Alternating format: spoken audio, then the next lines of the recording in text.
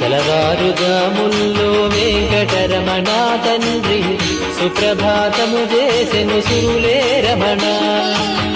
పంచామృతములతో వెంకటరమణ తండ్రి నిత్యాభిషేకములే నిత్యము రమణ. వజ్రమకుటంబుతోను వెంకటరమణ తండ్రి శంకు చక్రధారుడవే తిరుమల రమణ. మూడు నామాలతోను వెంకటరమణ తండ్రి ముల్లోకములు ఏడడి మూర్తి విరమణ.